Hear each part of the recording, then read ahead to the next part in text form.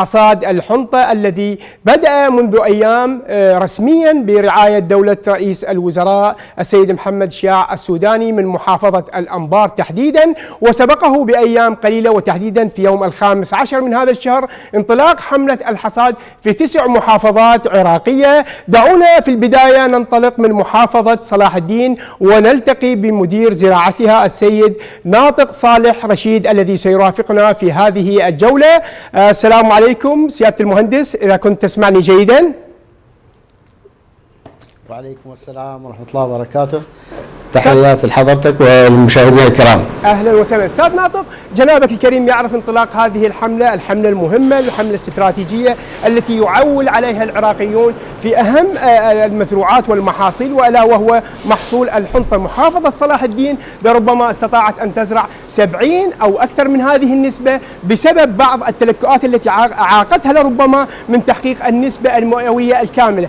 حبذا لو تحدثنا عن اهم الامور التي استطاعت تتجاوزها المحافظة بإمكانياتها الموجودة في هذا الموسم الزراعي المهم، وأين وصلتوا في قضية هذا المحصول وتسويقه؟ بداية بسم الله الرحمن الرحيم. تم اليوم بعون الله افتتاح موسم التسويق للخطة لعام 2023-2024. تم الافتتاح اليوم في محافظة صلاح الدين بداية في سايلو سامراء بحضور كل من مدير عام التخطيط في وزارة الزراعة، ومدير عام شركة مدير عام التسويق، والشيخ علي الكريم رئيس اللجنة الزراعية في مجلس محافظة صلاح الدين، والدوائر الساندة من القوات الأمنية والأمن الوطني. وتم الافتتاح اليوم الساعة 10 صباحا، وكان عدد الشاحنات الموجودة أكثر من 200 شاحنة. بدأت العملية بانسيابية كبيرة، وكافة المسوقين قاموا بتسليم المنتوج. تقريبا اليوم سايلو سامراء استقبل أكثر من 4000 طن كدفعة أولية، وهناك تطمينات من الأخوة في وزارة التجارة بأن أغلب المسوقين الذين سيتم تسويق حاصلهم سيستلمون مستحقاتهم المالية خلال نفس اليوم، تسليم الصكوك ووجود الرصيد الخاص بالمحصول التابع لهم. هذه بشارة خير سيادة المهندس، يعني تبشرنا بخير بطلائع الخير التي بدأت من محافظتكم وتحديدا مدينة سامراء. تغلبتوا على جميع المعوقات والمشاكل. أعتقد هنالك 100 دونم تزرع في المحافظة أو أكثر. المحافظة تقدم الكثير ضمن هذه الحملة التي يعول عليها من قبل وزارة التجارة والحكومة ضمن منهاجها الحكومي. حبذا لو تحدثنا عن بقية الصوامع أو السايلوهات في المحافظة. عدد الصوامع في محافظة صلاح الدين حاليا 10. الجاهزة لاستقبال الحنطة 8، والباقي سايلو دجلة والساحل الأيسر خلال فترة 15 يوم سيكون جاهزة لاستقبال تسويق الفلاحين. مثل ما تعرف حضرتك، صلاح الدين تعتبر سلة العراق الغذائية من إنتاج المحاصيل الصناعية ومحاصيل الخضر. نتأمل في هذه السنة أن تكون محافظة صلاح الدين في المرتبة الأولى أسوة بالعام الماضي اللي كنا في المرتبة الثانية، ولكن نوعد المواطن العراقي ووزارة التجارة ودولة رئيس الوزراء أن محافظة صلاح الدين ستكون سباقة بإنتاج محصول الحنطة لهذه السنة إن شاء الله، وهذا عهدنا بكم. جنابك الكريم يعرف أن الخزين الاستراتيجي حسب ما أعلنت الوزارة ينتهي مع نهاية هذا الشهر، والعراق يتأمل أن يحقق فائض في الإنتاج. العراق يحتاج بحدود 5 ملايين إلى 4.5 مليون سنويا لأن يسد اكتفاء الذاتي، لكن الوزارة ورئاسة الوزراء تعول على 6 إلى 7 مليون. صلاح الدين، هل ستزيد الغلة هذه السنة، خصوصا أنه بدأت ببداية طيبة وجيدة في تسويق الحاصل؟ إن شاء الله إحنا بصدد التوجه لتحقيق الاكتفاء الذاتي، وخاصة محافظة صلاح الدين كخطة زراعية مساحتها 1,600,000 دونم. نأمل بأن نحقق إنتاجية 1,600,000 طن، وتسويق خارج الخطة بتقريبا 70,000 طن. إن شاء الله ماضين باتجاه تحقيق الاكتفاء الذاتي والاستغناء عن المستورد. طيب لو تكلمنا عن جودة المحصول، كيف تقيمون جودة المحصول قياسا للسنوات السابقة؟ طبعا جودة المحصول مثل ما تعرف الفلاح صارت عنده ثقافة زراعية من خلال استخدام البذور المهجنة التي تحقق إنتاجية كبيرة بمساحة الطن. هذه الأمور كلها تؤدي إلى زيادة الإنتاجية بوفرة كبيرة، وتحقيق كميات كبيرة من المحاصيل الصناعية. طيب أستاذ، ما هي المدة الزمنية التي وضعتوها لإكمال جني المحصول بكامله في المحافظة؟ عفوا أستاذ الصوت مو واضح. هل هنالك مدة زمنية وضعتموها من أجل إكمال إنجاز الحاصل بكامله في المحافظة، مدة زمنية؟ طبعا الفترة الزمنية إن شاء الله خلال شهر أو 45 يوم ستتم عملية الحصاد بشكل كامل. تكاتفت الجهود من قبل الدواعر الساندة والقوات الأمنية والدفاع المدني وحكومة المحافظة متمثلة بكل مفاصلها لتسهيل كافة الإجراءات وتذليل العقبات أمام المسوقين والفلاحين. شكرا سيادة المهندس ناطق صالح رشيد مدير زراعة صلاح الدين على كل هذه المعلومات الوافية التي من خلالها استبشرنا بمحصول زراعي من قبل هذه المحافظة، محصول زراعي جيد وفير ابتدأ في سايلو صلاح الدين كما أخبرنا المهندس بأن هنالك توقعات بأن يزيد الغلة من هذا المحصول الاستراتيجي ليتضاعف عن السنوات السابقة. لو رجعنا إلى معلومات أكثر، هنالك بدأ عملية انطلاق حملة الحصاد في هذا العام منذ اليوم 15 من هذا الشهر، أي منذ منتصف شهر نيسان الحالي. ابتدأ ب9 محافظات جنوبية ووسطى، ابتدأت من البصرة وميسان وذي قار، إضافة إلى النجف الأشرف وكربلاء المقدسة وكذلك الديوانية والمثنى، وتبعتها محافظة الأنبار، حيث أطلق رئيس الوزراء الحملة بشكل رسمي مستهدفا أن يحقق العراق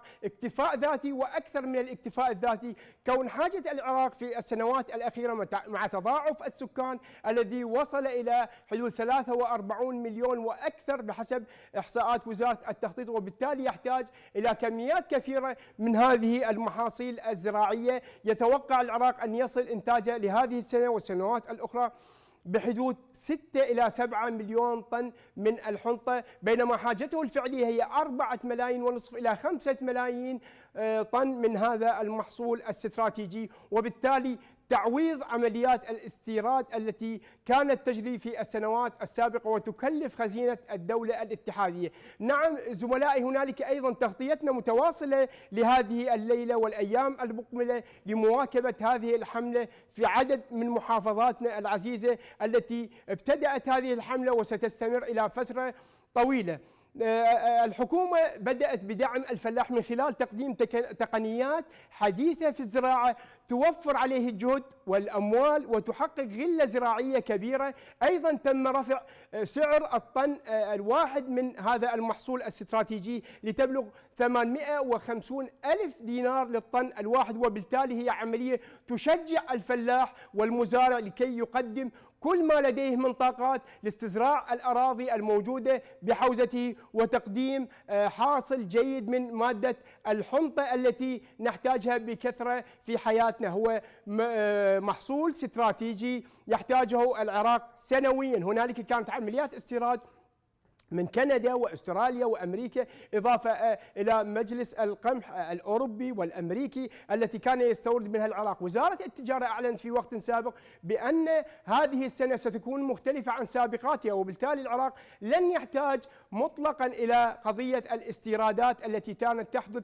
في السنوات السابقه، كون هنالك دعم كبير من قبل الحكومه العراقيه قامت بتقديم عمليه الدعم للفلاحين. وبالتالي كما تلاحظون عمليات جني المحاصيل محصول وتسويقه تجري ليلا ونهارا كما تشاهدون في هذه الصور الحية التي ينقلها الزملاء من محافظاتنا العزيزة، تستمر طوال اليوم. الحكومة وضعت سقف زمني للفلاحين للمزارعين من أجل تسويق محاصيلهم الزراعية بأسرع وقت وإيصالها إلى الصوامع أو السايلوات الموجودة والمنتشرة في جميع محافظاتنا العزيزة. هنالك أيضا هذه السنة تم من قبل وزارة الزراعة ووزارة التجارة العمل على إيجاد صومعة كبيرة أو سايلو كبير في محافظة واسط. محافظة واسط تعتبر هي السلة الغذائية للعراق، سنويا تسوق بحدود 37% من حاجة العراق الفعلية من مادة الحنطة. تشاهدون أعزائي المشاهدين عمليات إيصال المحاصيل إلى الصوامع مستمرة ليل مع نهار، هنالك حصاد مستمر في جميع المحافظات في جميع المناطق، وبالتالي إيصالها إلى أماكنها المحددة. الفلاح هذه السنة هنالك من قبل الحكومة تم تعاون كبير بين الجهات الساندة. وزارة المالية بدأت تصرف الأموال بشكل سريع ومبكر. الفلاح في السنوات السابقة كان يبقى لموسم أو موسمين أو لربما أكثر حتى يستلم الأموال. نعم الزملاء في الاستوديو يخبرون بأن هنالك أحد ضيوف من كربلاء جاهز معنا للتكلم والحديث عن هذا الموضوع. نعم مراسلنا من هناك الزميل حيدر الحاج. السلام عليكم زميل حيدر. حيدر تسمعني؟ السلام عليكم حيدر. زميل حيدر الحاج. نعم حيدر تسمعني؟ السلام عليكم حبيبي حيدر زميلنا العزيز. أنت الآن في وقت متأخر من الليل وتواكب عملية جني الحاصل محصول الحنطة الذي يسوق في محافظة كربلاء. محافظة كربلاء أيضا لها دور كبير في جني هذا المحصول. نتكلم عن أبرز الأماكن أبرز المناطق التي تسوق الحنطة. نعم حيدر تفضل كلمة لك.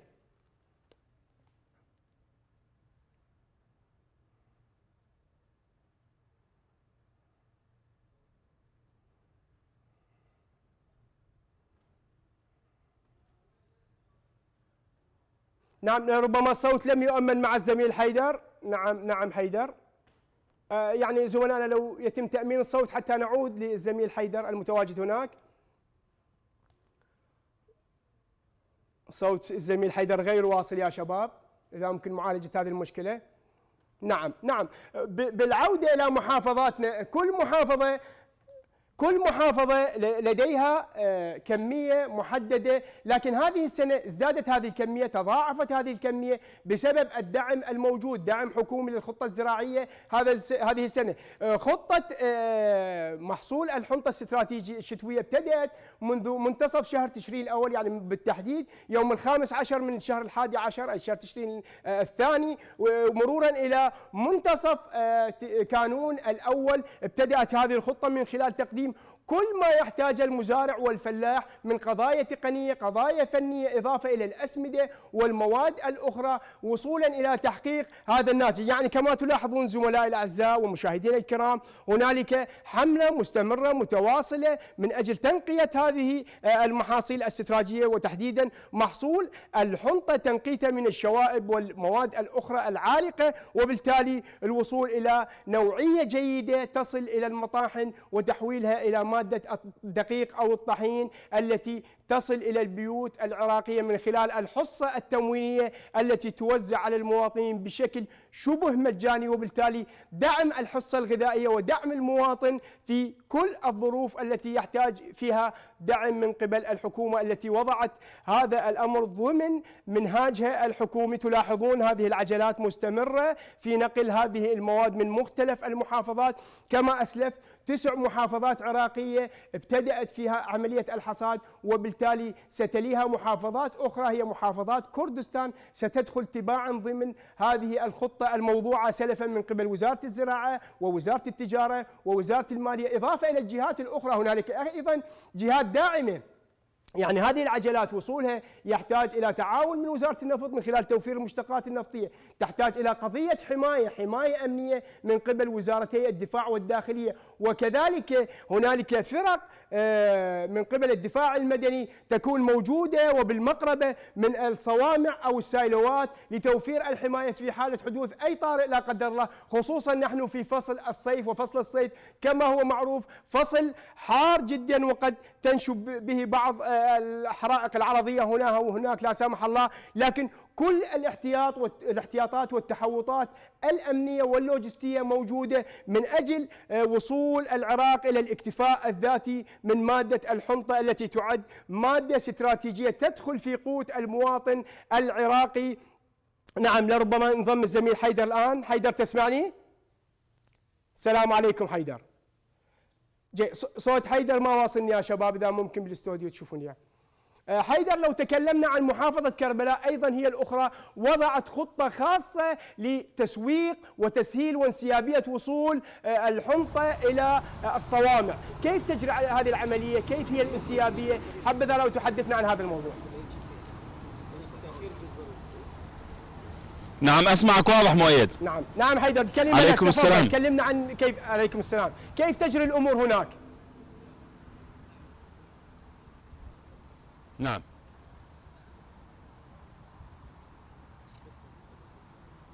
في كربلاء هنالك أيضا عملية حصاد لمحصول الحنطة الاستراتيجي. كيف تسير العملية؟ كيف هي الأمور هنالك؟ هل تم تسويق جزء من هذه المادة حتى الآن؟ في أي صوامع موجودة؟ حبذا لو تحدثنا عن الخطة الزراعية والتسويقية التي تقوم بها المحافظة. نعم، هنا في كربلاء لدينا سايلوان، واحد معدني وآخر حجري، بسعة تقريبا تصل إلى 50,000 طن. نعم حيدر، نعم أسمعك بشكل واضح. نعم حيدر، نعم تفضل، أكمل.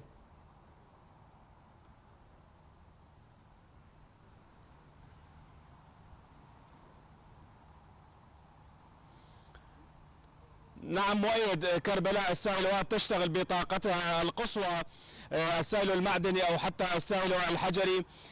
هذه السايلوات مستمرة باستلام مادة الحنطة. اليوم فقط تم استلام أكثر من 240 شاحنة من الشاحنات التي سوقت الحنطة إلى سايلوات كربلاء الرسمية، وأيضا لديهم صوامع ومخازن كبيرة أيضا لاستيعاب كافة المادة المسوقة من الحنطة.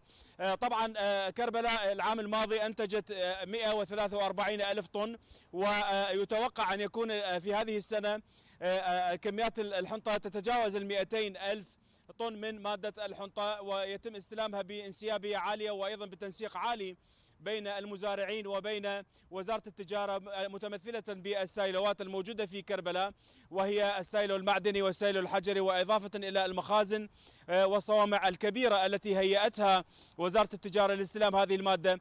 انسيابية عالية باستلام هذه المادة. طبعا وهناك مخاوف من بعض الفلاحين الذين لم يتسنى لهم إكمال حصادهم، فيما إذا كانت هناك سوء أحوال جوية أو أمطار ربما تؤثر كثيرا على المزارع الكبيرة التي لم تحصد لغاية هذه اللحظة. ولكن هناك أيضا إجراءات احترازية بالنسبة لوزارة التجارة لخزن هذه المادة ولاستلامها دون أن يتصلها الأمطار أو حتى الرطوبة التي ربما تؤثر على هذه المادة الغذائية.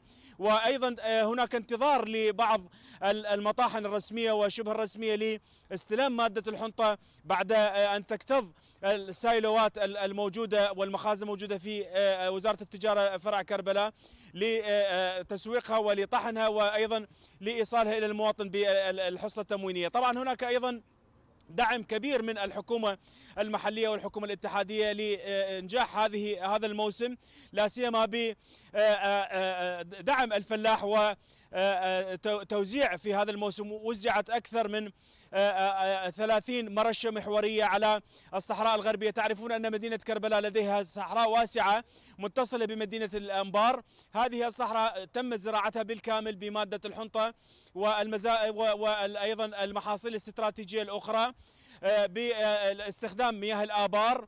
وأيضا هناك توفير لبعض متطلبات الفلاح سواء كان من الوقود، لأن تعرفون المرشات المحورية تعمل على الطاقة الكهربائية، ربما لا تصل الطاقة الكهربائية لكل المرشات المحورية، وإنما يتم الاستعانة بالمولدات الخاصة، وهذه المولدات تحتاج إلى الوقود. هناك دعم أيضا للفلاح في هذا المجال، وهناك أيضا دعم للفلاح بتوفير الشاحنات لنقل المادة المحصودة من مزارعه إلى السيلوات الرسمية. نعم حيدر، تكلمت عن الدعم اللامحدود سواء من الحكومة المحلية متمثلة بالسيد المحافظ ومجلس المحافظة، إضافة إلى الدوائر الخدمية، وأعتقد انطلقت الحملة في عين التمر تحديدا بادئ الأمر في محافظة كربلاء المقدسة.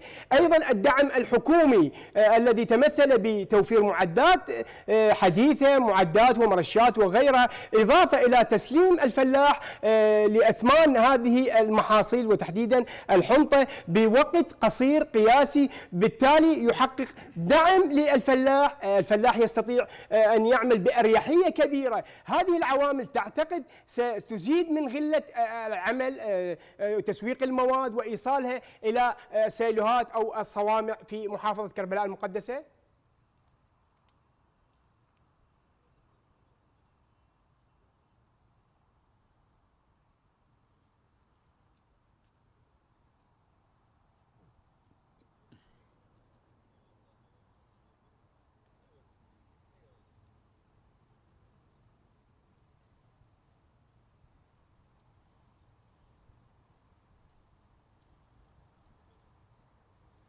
نعم، تعلم زميلي مؤيد أن سابقا كان الفلاح يبيع الطن الواحد بثمن يعني أقل بكثير من الثمن الموجود حاليا لتسويق مادة الحنطة للطن الواحد. طبعا هناك أيضا بعض المزارع الدونم الواحد أنتج أكثر من طن. سابقا لم يكن الفلاح يستطيع تسويق أكثر من طن عن الدونم الواحد. الحصة محدودة بالنسبة للفلاح، إذا كان عنده 10 دوانم لازم يعني يسلم 10 أطنان، ولكن بهذا الوقت لا، كل ما ينتجه الفلاح تستلم الدولة وبسعر مرضي للفلاح، إضافة إلى توفير الحاصدات والمعدات الكبيرة الخاصة بإنجاز عملية الحصاد.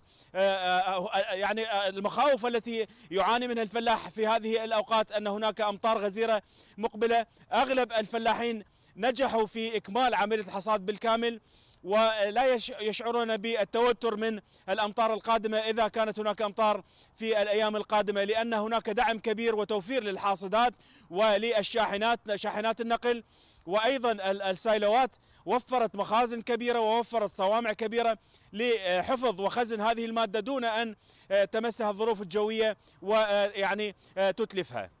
طيب حيدر، سؤال أخير. نعرف احنا جعلناك تتجشم معنا المجيء في هذا الليل إضافة إلى عملك في النهار أنت والزملاء في مكتب كربلاء. حيدر، لو تكلمنا عن سرعة تسليم الحاصل، سرعة الحصاد التي حصلت هذا العام في كربلاء نتيجة لكل المميزات التي قدمتها الحكومة للمزارعين والفلاحين، هل تعتقد أن هنالك زمن قياسي في عملية جني هذا الحاصد وبالتالي تسويقه إلى الصوامع والسيلوات المخصصة لهذا الغرض؟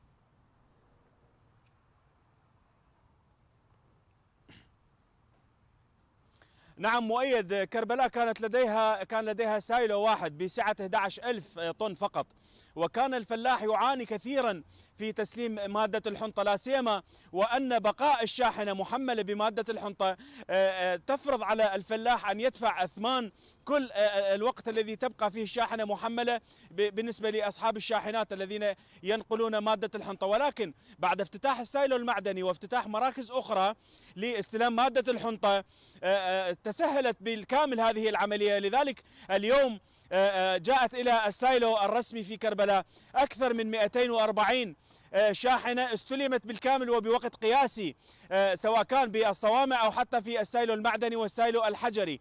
لذلك لا توجد هناك أي مشكلة في طريقة التسليم والاستلام من الفلاح. كانت سابقا نعم هناك مشاكل كبيرة، وهناك الفلاح يتحمل دفع أثمان كبيرة لأصحاب الشاحنات بسبب تأخير مادته في هذه الشاحنة، وصاحب الشاحنة يريد أجر عن كل مبيت على أبواب السايلو أو المطاحن لتسليم هذه المادة. ولكن حلت هذه المشكلة بالكامل بعد افتتاح السايلو المعدني. طبعا سألنا بعض الفلاحين هل هناك أي مشكلة في التسليم؟ قالوا لا، نحن عندما تصل مادتنا إلى الشاحنة نعتبر نفسنا بالعامية العراقية تعدينا مرحلة الوحش، لأنه عملية التسليم جدا سهلة بعد التعاون بين وزارة التجارة وأيضا وزارة الزراعة وبين أصحاب السايلو، يعني قصدي المشرفين ومدراء السايلوات، وبين الفلاح وأصحاب الشاحنة. تسهيلات كبيرة جدا. وأيضا عملية التسليم هناك تطور كبير فيها، وأعلن يعني القائمون على السايلوات الحكومية بأنهم مستعدون لاستلام كافة الشاحنات من هذه المادة، من مادة الحنطة، بوقت قياسي جدا دون أي تأخير.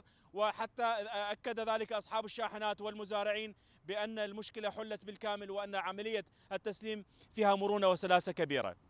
شكرا زميلنا حيدر على كل هذه المعلومات لحد الآن، معلومات قيمة تظهر أن محافظة كربلاء أيضا هي الأخرى لديها مضاعفة للإنتاج هذا العام، بإضافة صومعة أو سايلو جديد لاستيعاب الكميات الكثيرة التي استطاع المزارعون أن يقدموها من خلال إنتاج وفير لهذا العام في هذه المحافظة تحديدا، التي تبلغ 200,000 طن، وهو رقم جيد جدا، وهو ممكن أن يضيف للمتوقع من الإنتاج هذا العام الحاصل لهذا العام من الحنطة، يضيف الكثير، وبالتالي إلى وصولنا إلى عملية الاكتفاء الذاتي من هذا المحصول الاستراتيجي المهم. محافظاتنا العديدة الحمد لله هذا العام تبشر بخير من هذا الحاصل الجديد. هنالك تعاون في مختلف مؤسسات الدولة أو بين هذه المؤسسات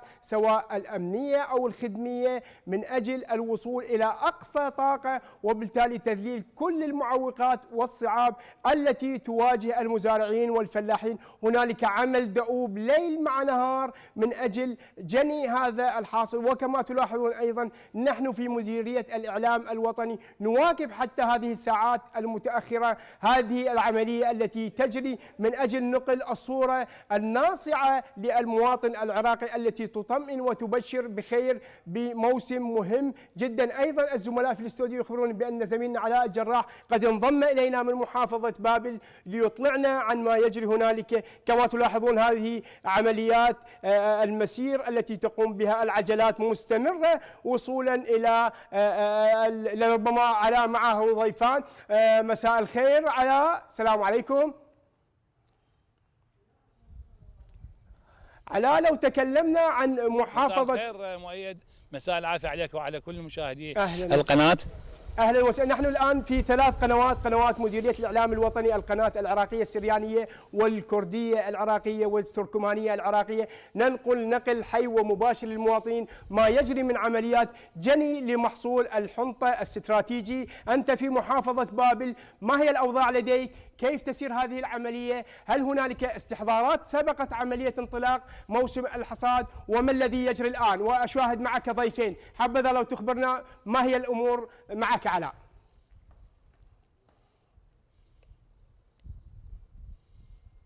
نعم مؤيد، حقيقة يعني دأبت جهود الملاكات الهندسية والفنية التابعة لفرع الشركة العامة لتجارة الحبوب في بابل، حقيقة بعمل كبير جدا ومن ساعات الصباح الأولى إلى هذا الوقت الذي نقف نحن فيه في سايلو الحلة الجديد. حقيقة هناك جهود كبيرة وكثيرة تبذل في سبيل استلام المحصول، وهذا واحد من المنافذ التسويقية لاستلام المحصول. يوميا أكثر من 600 إلى 650 سيارة تقريبا عجلة تحمل تحمل المحصول تدخل إلى هذا المكان وإلى المنافذ الأخرى في محافظة بابل الأربعة. حقيقة يتم يعني يوميا استلام لربما من 7 إلى 8000 طن من محصول الحنطة، وهذا طبعا شيء كبير جدا. لربما في العام السابق يعني كان لهذا الوقت هو استلام تقريبا 1000 طن، لكن هذا السنة اختلفت اختلاف كبير لربما من لأمور وأسباب كبيرة وكثيرة، منها طبعا استلام الفلاحين طبعا مستحقاتهم المالية وصلت إلى أكثر من 30,000 طن. طبعا لمزيد من المعلومات ما ينضم معي الأستاذ عباس الجبوري طبعا مسؤول فرع الشركة في محافظة بابل. أستاذ عباس السلام عليكم. وعليكم السلام وعلى مشاهديكم الكرام.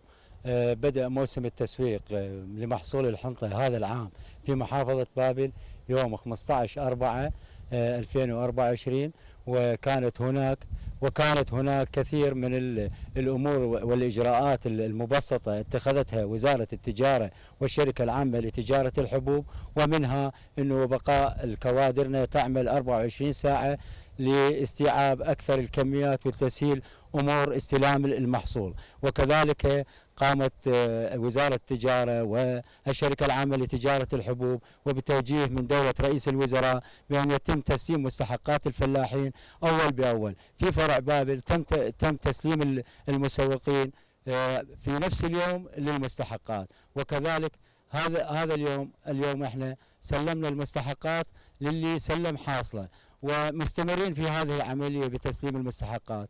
كذلك هناك أمور هي أنه فتحت أكثر من منفذ تسويقي للمسوقين والمزارعين لغرض تسهيل عملية الاستلام لهم لأقرب نقطة للحقل اللي هم زارعين بمحصولهم.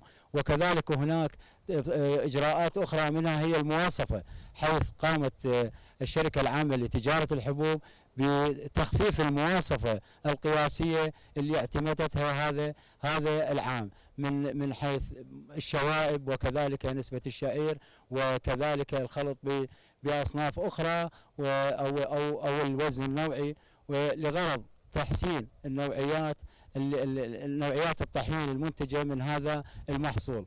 وحيث احنا شهدنا هذا الموسم هناك زيادة ملحوظة يعني لدى العاملين عليها بسبب كثرة الأمطار، وكذلك استخدام كثير من التقنيات اللي يستخدمها الفلاح، وكذلك الدعم الحقيقي والمباشر من قبل دولة رئيس الوزراء بدعم الفلاح بالتسعيرة، حيث كانت التسعيرة مجزية لتعب الفلاح، وكذلك دفع المستحقات اللي هو ساهم في زيادة محصول الحنطة في محافظة بابل، واللي من المؤمل أن يكون هناك اكتفاء ذاتي لدى المحافظة. وإحنا العام الماضي حققنا الاكتفاء الذاتي وزاد عن حاجة المحافظة، سوقناها إلى المحافظات المجاورة. عذرا للمقاطعة يعني طبعا عذرا أعتذر الأستاذ قاسم الجبوري مدير فرع الشركة في محافظة بابل، عذرا للخطأ بالاسم. يعني أستاذ قاسم، يعني هناك تنظيم رائع لاستلام المحصول من خلال يعني عدد السيارات، والآن نشاهد ربما خلو المكان من السيارات. احنا هاي السنتين الأخيرة بتوجيه من دولة رئيس الوزراء ووزير التجارة ومدير عام الشركة العامة لتجارة الحبوب بدنا نخلي خطة. احنا بدينا الخطة مالتنا من شهر الواحد، وكانت هناك اجتماعات كثيرة بوضع خطة بحيث نسهل على المسوق اللي يجلب حاصلة إلى منافذ وزارة التجارة، منها انه احنا نحدد عدد السيارات اللي الداخلة بحيث انه ايش قد تستوعب، نمنع انتظاره الى اوقات يعني الى ايام عديده، ولكن نستلم حاصل المسوق بنفس اليوم من خلال التنظيم العالي، وكذلك من خلال زياده عدد ساعات العمل. في حاله الذروه احنا نستمر في عملنا على مدى 24 ساعه. اذا اجراءات مبسطه واجراءات سلسه وسهله للاسواق ومسوقي المنتوج. بالفعل هو هذا اللي ساهم، كل هاي الإجراءات وكل هذه الأمور هي سهلت على الفلاح تسويق حاصلة لمنافذ وزارة التجارة، ساهم بزيادة الإنتاج، شجع على أنه الفلاح يعمل على زراعة أرضه وزيادة هذا المحصول وزيادة إنتاجه واستخدام تقنيات، وكذلك أنه المبالغ اللي يستلمها يعني أول بأول ساهمت أيضا في زيادة إنتاج المحصول. قاسم الجبوري، شكرا لك. رحم الله والديك، الله يحفظك. اذا زميلي مؤيد، ننتقل الى طبعا هذا العمل الدؤوب وهذا العمل الشاق، لابد ان يكون هنالك رقابه، فدور الرقابه التجاريه للاستاذ عباس العميدي معاون مدير الرقابه التجاريه في بابل راح يحدثنا عن الدور الرقابي لهذا المنتوج. اهلا وسهلا. طبعا دور الرقابه التجاريه والماليه في فرع بابل واضح جدا خلال انتشار موظفيها في المراكز التسويقيه. طبعا احنا نستلم الشكاوى ان وجدت، تذليل الصعوبات. طبعا لاحظنا احنا مدير عامنا السيد رياض الموسوي اخذ جولات في المحافظات اليوم، لاحظنا احنا في بابل مساء. طبعا كوادرنا طبق التعليمات اللي تخليها وزاره التجاره، وهذا جزء مهم. طبعا احنا لاحظنا انتشارنا، اعاده فحص النموذج، متابعه الخزين، متابعه التفريغ، كل مفاصل العمل ضمن التعليمات اللي وضعتها وزاره التجاره الشركه العامه لتجاره الحبوب. استاذ عباس، يعني لم توجد هناك اي خروقات رغم هذا الكم الهائل من العجلات اللي تحمل المنتوج ورغم هذا الموسم التسويقي، لكن لم توجد هناك اي خروقات او لربما هناك تبسيط بالاجراءات. يعني احنا لاحظنا، يمكن استاذ علاء شفت اكثر من 600 سياره تدخل يوميا الى بابل. جدا احنا فرحانين بعدم وجود اي شكوى لحد هذه اللحظه، وان شاء الله يعني احنا مستمرين بالمتابعه الحثيثه. يمكن يشهد الكل للرقابه التجاريه المتواجده من الصباح الباكر وحتى نهايه اخر سياره، واحنا نلاحظ هسه خلو الساحه من السيارات، وهذا دليل على ان الامور جيده جدا. واحنا لاحظنا طبعا لقائنا مستمر بالمسوقين من الاستعلامات وحتى التفريغ، ما لاحظنا اي تذمر هذه السنه والسنه اللي راحت، وهذه جهود طبعا اضافيه علينا. سيد عباس العميدي معاون مدير الرقابه التجاريه، شكرا جزيلا لك. شكرا جزيلا. شكرا. اذا شكرا لك. اذا زميلي مؤيد، حقيقه يعني هذا اللي ربما يسمى عرس الموسم لتسويق محصول الحنطه في محافظه بابل. محافظه بابل مستعده وتوجد بها مخازن كبيره، ولربما منتوجها راح يضاهي كل المحافظات يعني القريبه من محافظه بابل. حقيقه جهود يعني مستعده ومسبقه لهذا الموسم، مما دعا انه هنالك اجراءات مبسطه للمحاصيل واستلام المحاصيل، حتى العجلات التي تدخل الى هذا المكان والى كل منافذ، 4 منافذ او لربما اكثر من 4 منافذ في محافظه بابل، نفس الاستيعاب ونفس الاستقبال لكل العجلات يوميا من ساعه الصباح الاولى ولحد هذه الفتره. نعم علاء، كان بودي ان لو بقي الضيفان معك ان اتوجه بسؤال للاستاذ عباس والاستاذ قاسم، ما اعرف هل غادرا ام لا زالا معك؟ لا زالوا موجودين معي. تمام. استاذ قاسم موجود واستاذ عباس موجود. تحياتنا لهم. استاذ عباس او استاذ قاسم الان. اذا كان هناك سؤال نعم موجه لكليهما. اولا الاستاذ عباس يعني من حيث انتهيت، سلامنا لهما. سؤالنا للاستاذ عباس بخصوص القضيه الرقابيه. القضايا الرقابية هل تتعلق بنوعية المحصول، بنوعية الحاصل، بقياسات أخرى مختبرية تخضع لها مادة الحنطة المسوقة؟ ما هي المعايير لاحتساب المادة جيدة من غير جيدة؟ كيف يتم احتساب هذه القضية؟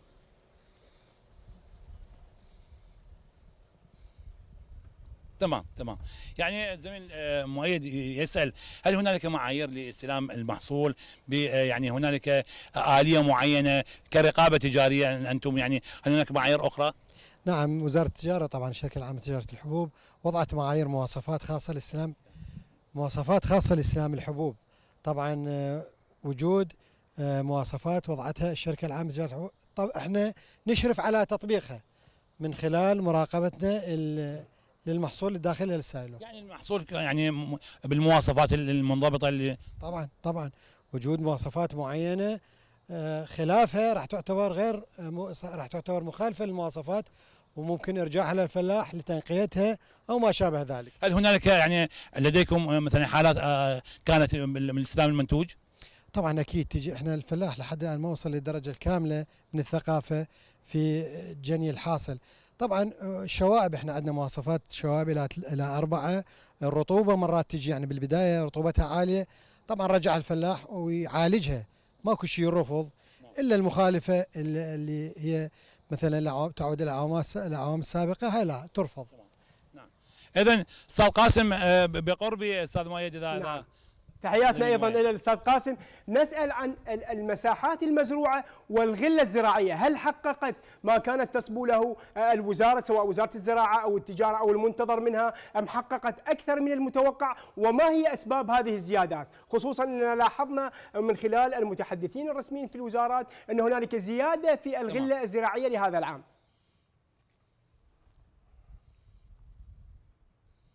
تمام. يعني استاذ قاسم، الزميل مؤيد يسال عن الغله الزراعيه، وهل حققت نسب يعني عاليه بالانتاج، وما هي الاسباب يعني؟ والله السنه يعني الغله اللي حددتها هي تحددها هي الشعب الزراعيه، وكذلك مديريه زراعه بابل. السنه حطت يعني هي غله كانت عاليه وجيده، يعني وصلت الى معدل لا الغله للدونم الواحد، الغله للدونم الواحد وصلت بحدود الطن وربع، في حين اكو يعني هذا كمعدل، في حين اكو مساحات وصلت الى بحدود الطنين، يعني انتاجيه عاليه. هذه الانتاجيه العاليه هي سببها الامطار وسببها التقنيه اللي استخدمها الفلاح، وكذلك استخدامه للبذور والاصناف الجيده في الزراعه، وكذلك للمبيدات. يعني المساحات المزروعه هل ستحقق اكتفاء ذاتي المحافظه؟ المساحات المزروعه في محافظه بابل اكثر من 250 الف دونم بمعدل 1.25 طن، يطلع عندنا بحدود قريب على 275 ألف طن، وهذا المعدل هو يسد حاجة المحافظة ويكتفي ذاتيا، وفائض عنها يذهب إلى المحافظات المجاورة. يعني زميلي مؤيد، بحسب ما يعني شرحوا لنا الأخوة في هذا المكان أن هنالك ربما في العام الماضي كان لحد هذا اليوم هو استلامهم لربما 1000 طن، لكن لحد هذا اليوم من هذه السنة من هذا الموسم الاستلام أصبح أكثر من 30,000 طن تقريبا. إذن هنالك لربما سيحقق الاكتفاء الذاتي بدءا من هذه الأيام يعني وإلى نهاية الموسم. طيب سؤال أخير نختم به هذه الجولة وهذا اللقاء معكم، متى تتوقعون نهاية الموسم التسويقي في محافظة بابل؟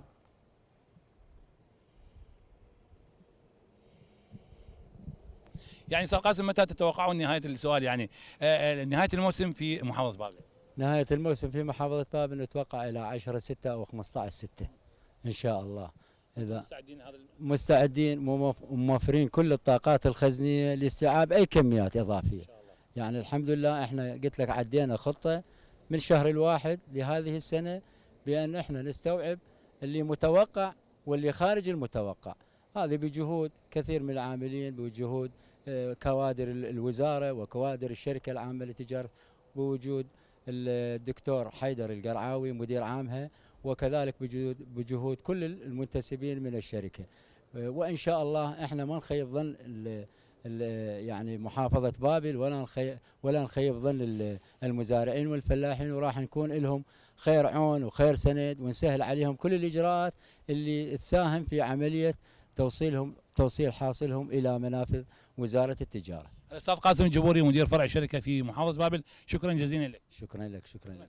الأستاذ عباس العميدي معاون مدير رقابة التجارة، شكرا جزيلا. شكرا جزيلا. شكرا جزيلا. إذن زميلي يعني مؤيد، حقيقة يعني لربما هناك استعدادات كبيرة جدا وجارية إلى نهاية الموسم إن شاء الله ستستوعب كل المنتوج إن شاء الله بطاقات خزنية عالية. شكرا لك على ولضيفيك العزيزين الأستاذ عباس والأستاذ قاسم على كل ما قدمه من معلومات مهمة فيما يخص تسويق محصول الحنطة في محافظة بابل، وأيضا لوجودهم في هذا الوقت المتأخر دليل على الحب والتفاني من أجل تقديم الشيء الجيد لبلدنا العزيز. شكرا جزيلا لكم مشاهدينا الكرام. كما شاهدتم هذا التفاني والعمل الذي يقدمه جميع المسؤولين الموظفين وجميع من له صلة بهذا الموضوع، سواء من وزارة التجارة التي توجد لديها المخازن والصوامع لاستقبال الحاصد، من وزارة الزراعة من خلال الفلاحين والمسوقين، وبالتالي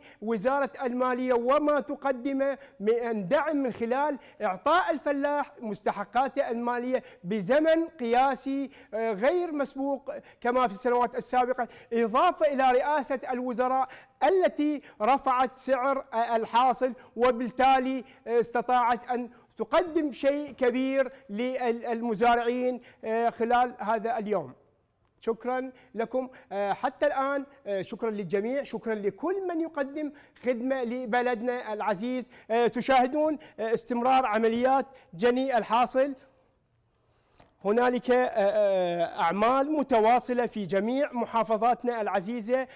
أيضا هنالك كما سمعنا من الأستاذ عباس مسؤول الرقابة في محافظة بابل، هنالك شروط ومواصفات خاصة لمحصول الحنطة تتم مختبريا، وبالتالي فحص المادة بعدة شروط، بعدة مواصفات قياسية وضعتها، منها الرطوبة، منها نسبة الشوائب الموجودة في الحنطة، وبالتالي الحصول على حنطة بنسبة جيدة جدا بل ممتازة لإيصالها إلى المطاحن، وبالتالي الوصول إلى المطاحن التي ستقوم بتحويلها إلى طحين أو دقيق وإيصالها إلى المواطن من خلال الحصة التومية والأمور الأخرى التي تستخدم فيها. تشاهدون معي هذه الصور الحية الموجودة التي من موقع الحدث. نعم مشاهدينا الكرام، لغاية أن يجهز معنا أحد الزملاء من إحدى المحافظات لنستمع إلى الأمور الموجودة هناك، ما يجري من أحداث وأعمال حتى هذه الأوقات المتأخرة لتقديم خدمة للمواطن العراقي، وبالتالي إيصال هذا الموسم الزراعي إلى النجاح، وهو الخطوة الأساس في اعتماد مواصفات قياسية عالية لمواد المواد الأساسية الاستراتيجية، ومنها مادة الحنطة التي كانت تستورد بكميات ومبالغ هائلة خلال السنوات الماضية. لحين أن يجهز أحد الزملاء، يعني الموسم الزراعي بدأ في إحدى المحافظات أو في بعض المحافظات بداية الشهر تقريبا، أو في الأسبوع الثاني من الشهر وفي منتصف الشهر، وبالتالي أيضا عفوا محافظات أخرى أوصلت أو انطلق موسمها الزراعي من خلال الحضور الرسمي لرئيس الوزراء، وهي تحديدا محافظة الأنبار التي انطلق فيها العمل منذ 4 أيام. أعتقد الزميل من من الزملاء ينضم؟ شباب منو معي؟ من معي؟ منتظر الشريفي. مساء الخير منتظر. منتظر، مساء الخير، أعانكم الله مؤيد وقواكم على هذه الجهود المباركة، الجهود الإعلامية التي ترافق الجهود التسويقية لحصد مادة الحنطة المحصول الاستراتيجي. محافظة النجف الأشرف أيضا هذا العام زادت من غلتها الزراعية، أعتقد البداية كانت في قضاء المشخاب أو في أماكن أخرى. من أين بدأ الموسم، موسم الحصاد الزراعي لهذا العام في محافظة النجف الأشرف؟ نعم منتظر، تفضل.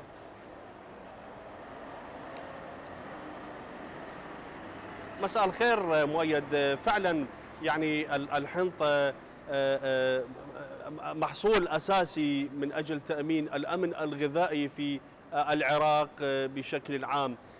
طبعا الحنطة هنا تزرع في سواء كان بالمشخاب أو في أماكن أخرى في محافظة النجف الأشرف. في العام الماضي كانت نسبة المحصول وصلت إلى 181 طن، 181 ألف طن، لكن في هذا العام من المتوقع أن ترتفع النسبة من 250 ألف إلى 300 ألف طن من الحنطة، وبالتالي كل ذلك سوف يعزز الواقع الغذائي في العراق، وبالتالي يمكن أن يؤدي إلى اكتفاء. طبعا هذا نتحدث فقط عن محافظة النجف الأشرف، هنالك محافظات أخرى بالتأكيد لديها كميات كبيرة آلاف الأطنان تنتج في العراق في سبيل تأمين الأمن الغذائي في العراق.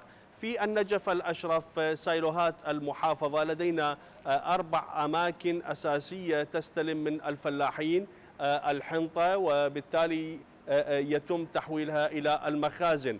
نحن نقف في أحد السايلوهات الشمالية لمحافظة النجف الأشرف، وفي هذا السايلو هنالك يعني طابور من المركبات التي جاءت اليوم تحديدا. لا يوجد هنالك مبيت للمركبات، العمل مستمر 24 ساعة من الكوادر العاملة في هذه السايلوات لاستلام مادة الحنطة من الفلاحين، وبالتأكيد تسليمهم أيضا في الوقت ذاته، يعني أو خلال مدة لا تتجاوز 72 ساعة بالكثير تسليمهم مبالغهم المالية ومستحقاتهم المالية، عكس ما كان يحدث في السنوات الماضية. كان هنالك يحدث تأخير، وبالتالي ينعكس سلبا على أداء الفلاحين وزراعتهم للحنطة.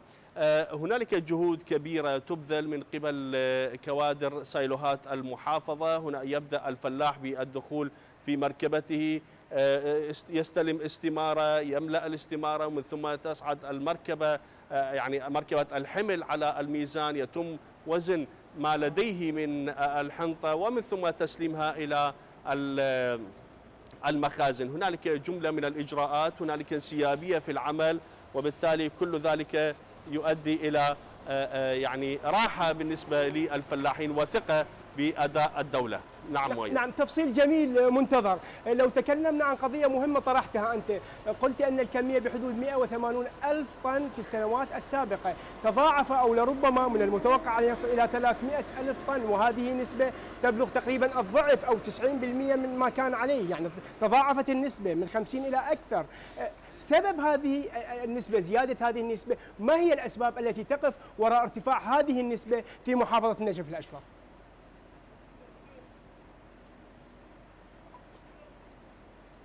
نعم، هاي نقطة مهمة جدا. هنالك عملية تشجيع للمزارعين في المحافظة. هنالك خطة، يعني الخطة الزراعية كانت أوسع هذا العام. هنالك استخدام منظومات جديدة وهي منظومة الرش، وبالتالي هنالك مساحات شاسعة في البادية، بادية المحافظة، تم استخدام المرشات المحورية العملاقة، وتشجيع أيضا الفلاحين على شراء هذه المنظومات من قبل وزارة الزراعة بأسعار يعني وبالتقسيط بأسعار تنافسية مدعومة طبعا وبالتقسيط على مدى سنوات طويلة. هذا ما شجع الفلاحين شراء هذه المرشات المحورية العملاقة وبزراعة الأراضي الشاسعة في بادية النجف، وهذا أيضا مما أدى إلى ارتفاع نسبة الأراضي الخضراء في البادية، وبالتالي ربما حتى يؤثر ذلك إيجابا في عملية الحد من حالة التصحر التي تحدث في العراق بشكل عام. منتظر، تكلمت عن 4 صوامع أو سايلوات موجودة في محافظة نجف الأشرف. لو تكلمنا جغرافيا، أين تقع هذه الصوامع أولا، وكيف عملية الوصول إليها والتواصل، وهل توجد فرق خاصة، فرق فحص، فرق مختبرية تقوم بفحص مادة الحنطة؟ أولا لو نتكلم عن هذه الصوامع، أكبرها أو أصغرها، وتوزيعها الجغرافي في محافظة نجف الأشرف.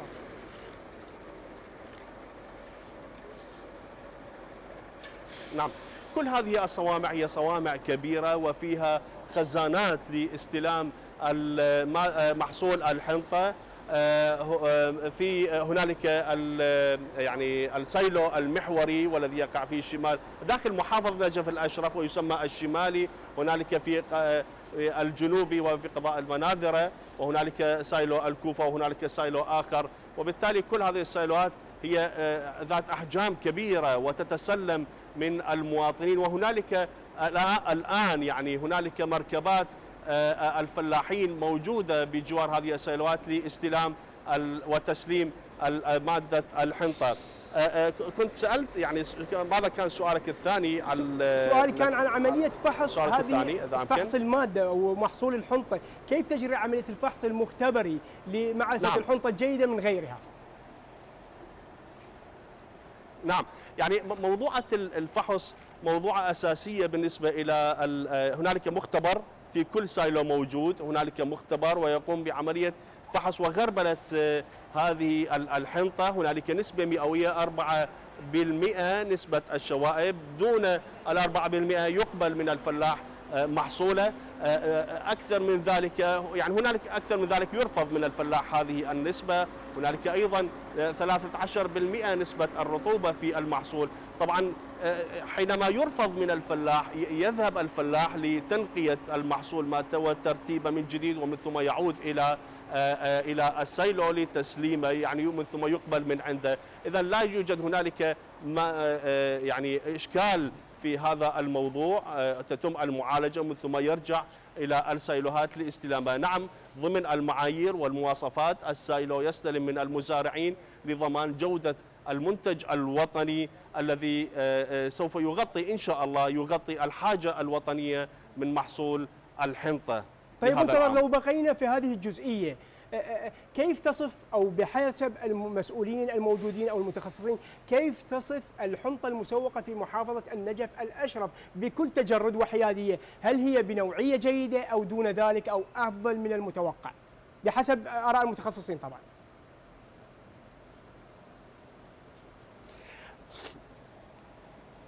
بالتأكيد، يعني أنا سألت عن هذا الموضوع. فعلا يعني الحنطة في العراق وفي المحافظات الجنوبية تتمتع بمواصفات جودة عالية باعتبار السهل الرسوبي، الأرض الخصبة، وهذا مما يعطي جودة في يعني زراعة هذا المنتج محصول الحنطة، وبالتالي هذا حتى يفضل على المستورد الذي كان يأتي في السنوات الماضية.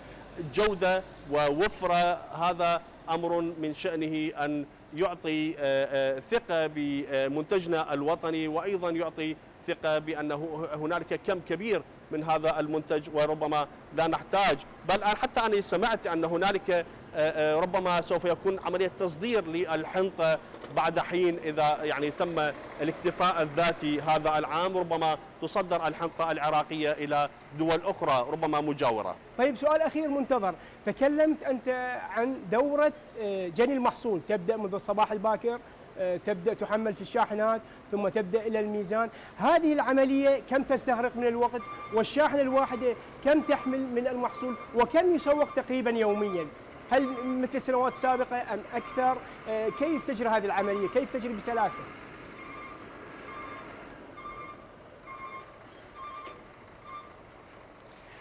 فعلا يعني أنا تحدثت مع الفلاحين، هم قالوا أن كل هذه الإجراءات يعني تنتهي في يوم واحد، بدءا يأتون من الصباح، الذي جاء من الصباح ينتهي ربما في ساعات الظهيرة أو عصر هذا اليوم، من جاء في الليل ربما ينتهي في ساعات الصباح، باعتبار هنالك شيفتات موجودة للكوادر العاملة في هذا المكان في السايلو، وبالتالي من أجل عدم حدوث حالة ازدحام بين المركبات، مركبات الحمل التي تحمل هذه محصول الحنطة للفلاحين، هنالك سلاسة في الإجراءات، الأمر طبيعي. ربما يحدث بعض التأخير نوعا ما في قضية الفحص يحتاج إلى وقت لكل مركبة، وبالتالي هذا لكنه لا يتعدى يعني ما بين 10 دقائق إلى 30 دقيقة لكل مركبة في قضية الفحص، وبالتالي هنالك يكمل إجراءاته ويستلم الصك خلال يعني ربما مدة لا تتجاوز 24 ساعة. شكرا زميلنا منتظر الشريفي على كل هذه المعلومات التي وفيتناها في هذا الوقت المتأخر، أتعبناك كثيرا، شكرا جزيلا لك على هذه المعلومات الوافرة. نعم، كما سمعتوا أعزائي المشاهدين مشاهدي قناة السريانية العراقية والقناة الكردية والتركمانية من محافظة النجف الأشرف، كيف تجري عملية حصاد هذا المحصول الاستراتيجي. هنالك 4 صوامع منتشرة في محافظة النجف الأشرف، وبالتالي هذه ال4 صوامع تستقبل الكثير يوميا من مادة الحنطة المسوقة من قبل الفلاحين. منتظر أخبرنا أنه في السنوات السابقة محاصيل محافظة النجف الأشرف كانت تصل إلى 180 ألف طن مسوق سنويا، لكن هذا العام يتوقع أن يصل العدد أو الأوزان إلى أوزان مضاعفة قد تصل إلى 300 ألف طن، وهو رقم غير مسبوق في محافظة النجف الأشرف. وبالتالي محافظة النجف الأشرف والمحافظات الأخرى تزيد من الغلة الزراعية والتسويق لهذا العام. وأيضا تكلم عن موضوع النوعية مهمة جدا، ليس فقط نسوق مادة وخلاص انتهى الموضوع، لا، هنالك تسويق لمادة بجودة وكفاءة عالية، وبالتالي عندما تصل إلى السايلوهات لا تحصل عليها عمليات أو لا تؤثر عمليات التعرية والأجواء وتتلف هذه المادة، بل بالعكس تخضع إلى عمليات رقابية دقيقة تقوم بفحصها من قضية الشوائب والرطوبة، وبالتالي الحفاظ عليها لحين إيصالها إلى المطاحن. العملية تجري بسهولة وانسيابية عالية، تعاون كبير من عدة جهات، هي وزارة الزراعة ووزارة التجارة والجهات الأخرى الساندة لوجستيا لهذه العملية. موسم زراعي يبشر بخير وفير لهذا العام. يختلف عن سابقاته وصولا إلى قضية الاكتفاء الذاتي التي سيحققها العراق إن شاء الله بحسب الأرقام والاستطلاعات والأمور التي تسير حاليا. تشاهدون خلفي أعزائي المشاهدين كيف تجري عمليات التنظيف لهذه المادة المهمة، المادة الاستراتيجية في مختلف الصوامع والسايلوات المنتشرة في مناطق ومحافظات بلدنا العزيز. هنالك قضية مهمة جدا تجري، عملية ليل مع نهار، وبالتالي الحفاظ على هذه المادة الحيوية الاستراتيجية التي يعول عليها الكثير في المحافظة على أمن الغذاء أو الأمن الغذائي للمواطن والوطن، وبالتالي عدم الذهاب إلى عمليات استيراد كبيرة تكلف خزينة الدولة، وبالتالي الأموال التي كانت نستورد بها هذه المادة والتي تخصص في الموازنات السابقة ستوجه إلى قضايا ومشاريع أخرى مهمة تصب في خدمة المواطن العراقي. لحين أن ينضم معي أحد الزملاء نشاهد هذه الصور الحية التي ينقلها الزملاء من هنالك من مكاتبنا في محافظاتنا العزيزة المنتشرة. كما أسلفت في بداية هذه التغطية التي تشاهدونها من مديرية الإعلام الوطني، القناة السريانية والقناة التركمانية والقناة الكردية، هنالك عمليات حصاد بدأت في 9 محافظات جنوبية ووسطى بادئ الأمر، ابتدأت من البصرة وميسان وذي قار والنجف الأشرف وكربلاء، وكذلك الديوانية والمثنى، تبعتها محافظة الأنبار وأيضا محافظة صلاح الدين والمحافظات الأخرى، وبالتالي الآن الوصول إلى عملية الاكتفاء الذاتي المتوخاة من خلال زراعة هذا المحصول الاستراتيجي التي ابتدأت في منتصف تشرين الأول من العام الماضي أو أواخر العام الماضي وصولا إلى كانون الأول، وبالتالي كان موسم زراعي مهم، موسم شتوي مهم جدا، تمكن من خلاله المزارعون والفلاحون من الحصول على محصول وفير، محصول جيد، محصول يكفي العراق، وبالتالي لربما نصدر. أحد الزملاء والمسؤولين قال قد نصل إلى مرحلة التصدير. فعلا هي حاجة العراق بحسب التقديرات الموضوعة من وزارة التخطيط ووزارة الزراعة ووزارة التجارة المعنية بهذا الموضوع. العراق بعدد سكان الحالي يحتاج ما بين 4.5 مليون إلى 5 ملايين من هذه المادة الاستراتيجية. نعم زملائي، هل هنالك أحد ضيوف؟ نعم، اهلا اهلا. السلام عليكم. زميلنا اي لازم نختصر. محافظة الأنبار ينضم الينا. السلام عليكم زميل محمد. تسمعني محمد؟ نعم. محمد، كان انطلاق الموسم الزراعي الرسمي بشكل رسمي من محافظة الأنبار المحافظة العزيزة من خلال حضور دولة رئيس الوزراء محمد الشياع السوداني الذي أعلن انطلاق الموسم الزراعي من محافظة الأنبار. حبذا لو تطلعنا كيف تجري عمليات تسويق هذا المحصول في محافظة الأنبار العزيزة. تفضل محمد. نعم، طبعا حي مشاهدينا. طبعا اليوم احنا في موقع سايلو محافظة الأنبار، طبعا بعد زيارة رئيس الوزراء السيد محمد الشياع السوداني، طبعا اعلان انطلاق الموسم التسويقي في العراق عامة. طبعا احنا اليوم نشوف حركة انسيابية المزارعين ودخول السيارات المحملة بالمواد القمح وتسويقها بشكل طبيعي جدا الى محطات الى سايلو محافظه الانبار. طبعا الحين ينضم ويانا الاستاذ فاضل مدير عام سايلو الانبار. السلام عليكم. عليكم السلام ورحمه الله، اهلا بكم وبمشاهدي قناتكم الكرام، اهلا وسهلا. استاذ، حدثنا اليوم عن عمليه التسويق في المحافظه.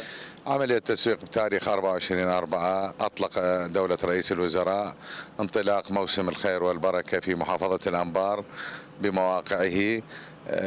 باشرنا باستلام الحنطة من المسوقين والفلاحين منذ ذلك التاريخ في مواقع سايلو الرمادي ومجمع الرماد الجديد وحاليا مركز تسويق الخيرات. بقى عندنا مركز تسويق عانة سيفتح في الأيام القادمة إن شاء الله لاستقبال الحبوب المسوقة من قبل الفلاحين، وموظفي الفرع بصورة عامة مستنفرين كافة الجهود من أجل أنه تخفيف الكاهل عن الفلاح أثناء عملية تسليمه لمحصوله، والعمل مستمر على مدار ال 24 ساعة، والمستحقات أيضا متوفرة لدينا، فمن يكمل الفلاح تسليم المحصول ماله مباشرة يستلم المستحقات مالته. استاذ كم موقع اليوم تم افتتاحه؟ اليوم عندي 3 مواقع، هسه 3 مواقع بها استلام، اللي هي سائل الرمادي ومجمع الرمادي الجديد ومركز تسويق الخيرات، ونحن الآن في موقع مجمع الرمادي الجديد. والعمل مستمر لحد هاي اللحظة ولحد هاي الساعة في كافة المواقع مال الفرع. استاذ كيف سيتم استيعاب الكميه الكبيره من السيارات اليوم؟ نشوفها كميه جدا كبيره خارج هاي السيارات ان شاء الله احنا يوميا مستمرين، يعني نستلم 100 او فوق ال 100 سياره، فخلال الايام القادمه شوي شوي ان شاء الله هاي السيارات كلها تكون مجوب داخل الموقع مجهزين ومسلمين المحصول مالتهم. شكرا جزيلا استاذ احمد. اهلا وسهلا اهلا وسهلا اهلا وسهلا، حياك الله. نعم محمد، لو سألت أستاذ فاضل، يعني حبذا لو ترجع أستاذ فاضل، لدينا سؤال نوجهه له. نعم يعني محافظة الأنبار ممكن أعاد السؤال؟ رسميا انطلقت منها الحملة برعاية رئيس الوزراء لهذا العام. ما المتوقع الحصول عليه من محاصيل أو من محصول الحنطة هذا العام؟ هل نتوقع حاصل يتضاعف عن السنوات السابقة أو كما السنوات السابقة؟ وما هي الأسباب، سواء تضاعف أم بقي على حاله؟ استاذ يعني سؤال، طبعا بعد اعلان رئيس الوزراء الخطه التسويقيه واعلان التسويق في العراق، يعني شلون كانت الكميات اللي مقبله والله لحد الان الكميات توحي بالجديه ان شاء الله، ومواقعنا مستعده ان شاء الله، مستعدين ان شاء الله نستقبل كافه الخطه التسويقيه لمحافظه الانبار. يعني تختلف عن السنوات السابقه يعني؟ طبعا هو اكو زياده في الغله، هذا العام يختلف عن العام السابق، يعني ان شاء الله يكون اكثر من العام السابق. نعم. سؤال اخير محمد للاستاذ فاضل، هل هنالك سقف مالي محدد لهذه الكميات المسوقه؟ استاذ فاضل، هل هناك سقف مالي محدد لهذه العمليات المسوقه؟ السقف المالي ماكو سقف مالي محدد، هي بالنسبه للتخصيصات موجوده. نعم. اودعت بالمصارف قبل ان انطلاق حمله التسويق، خصصت التخصيصات الماليه للفلاحين، اثناء عمليه التسويق جاي ترفد المصارف بالمستحقات اول باول. نعم. اول باول. شكرا. نعم شكرا محمد، شكرا لك ولضيفك، يعني البقاء معنا في هذا الوقت المتأخر. شكرا جزيلا لكما على الانضمام في هذه التغطية الخاصة بحصاد محصول الحنطة الاستراتيجي. شكرا جزيلا لكما. شكرا. مشاهدينا الكرام، كما شاهدتوا محافظة الأنبار كانت آخر المنضمين لنا في هذه التغطية الخاصة بتسويق محصول الحنطة لهذا العام. طبعا التسويق مستمر لهذا العام، الحكومة خصصت بحدود 500 مليار دينار عراقي من أجل استيعاب الكميات المسوقة المتوقع أن تتسوق لهذا العام في جميع المحافظات. وبالتالي كما تكلمنا مع الأستاذ فاضل المسؤول هنالك في محافظة الأنبار، قال لا يوجد سقف مالي محدد، أي هم يتوقعون الكثير من المسوقين الذين سيقدمون ويقدمون ما لديهم من محصول الحنطة الاستراتيجي. وبالتالي الحكومة وضعت في متناول مديريات الزراعة ومديريات تجارة الحبوب في وزارة التجارة وفي المصارف الحكومية مبالغ مالية غير محدودة لاستيعاب أي إنتاج يتوقع زيادته في هذا العام. وبالتالي الوصول إلى فوق الاكتفاء الذاتي. الاكتفاء الذاتي كما أخبرتكم في بداية هذه التغطية قد يصل إلى بحدود 4 ملايين إلى 5 ملايين ألف طن لكل عام يحتاج العراق، حاجة العراق الفعلية، لكن هذا العام يتوقع أن يصل الإنتاج إلى 6 ملايين ولربما إلى 7 حسب المؤشرات الأولية تبشر بموسم حصاد كله خير، كله وفرة، ينبئ بأن هنالك اكتفاء ذاتي وزيادة، ولربما يصدر العراق من هذه المادة الحيوية المهمة. التغطية انتهت من مديرية الإعلام الوطني في قنواته الثلاث، العراقية السريانية والعراقية الكردية والعراقية التركمانية. تابعونا في تغطيات أخرى إن شاء الله. تحياتي وتحيات الكادر العامل معي الذي تواصل معكم خلال هذه الفترة المتأخرة من الليل.